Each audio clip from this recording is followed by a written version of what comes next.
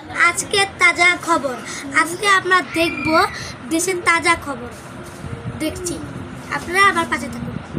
দেশে corona virus ছড়িয়ে পড়েছে, কারণ আমরা জানবো বিস্তারিত খবরটা। আপনারা তো দেখতেই পাচ্ছেন যে করোনায় আমার পাগুলো রোগা হয়ে গেছে, চোখের নিচে কালশিরি পড়ে গেছে এবং আমি কতটা শুকিয়ে গিয়েছি।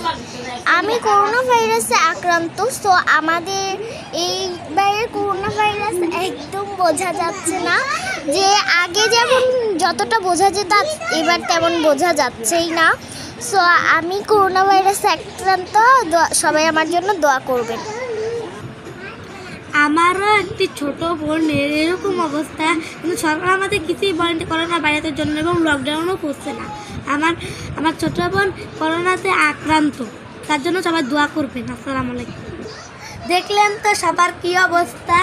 তো সরকার নির্দেশনা দিয়েছে যে লাল আটা এবং লাল চাল খাওয়ার জন্য। খেলার খবর জেনে আসি, চলেন আপনারা। বাংলাদেশ ও শ্রীলঙ্কার টেস্ট ম্যাচ হচ্ছে। তো আজকে বাংলাদেশ করেছে 237 রান 4 উইকেটের বিনিময়ে। তা আমরা দেখতে চাই বাংলাদেশের খেলার ওদের কী অবস্থা।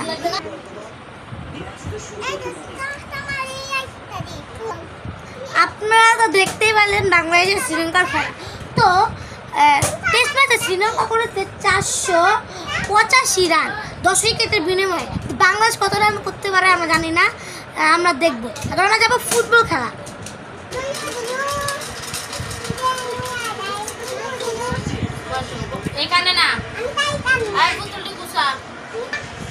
দেখতে তো পেলেন যে উত্তর কোরিয়া এবং পর্তুগালের মধ্যে খেলা চলছে। তো আজকের নিউজ এ পর্যন্তই। সবাই লাইক কমেন্ট শেয়ার করুন। তাজা খবর। আজকে আমরা দেশের সব কিছু নিয়ে আজকে তাজা খবর। আজকে আমরা দেখব দেশের তাজা খবর। দেখছি, আপনারা আমার পাশে থাকুন। দেশে করোনা ভাইরাস ছড়িয়ে পড়েছে, কারণ আমরা জানবো বিস্তারিত খবরটা। আপনারা তো দেখতেই পাচ্ছেন যে করোনায় আমার পাগুলো রোগা হয়ে গেছে, চোখের নিচে কালশিরি পড়ে গেছে এবং আমি কতটা শুকিয়ে গিয়েছি। আমি করোনা ভাইরাসে আক্রান্ত। তো আমাদের এইবারের করোনা ভাইরাস একদম বোঝা যাচ্ছে না, যে আগে যেমন যতটা বোঝা যেত এবার তেমন বোঝা যাচ্ছেই না। সো আমি করোনা ভাইরাসে আক্রান্ত, সবাই আমার জন্য দোয়া করবেন।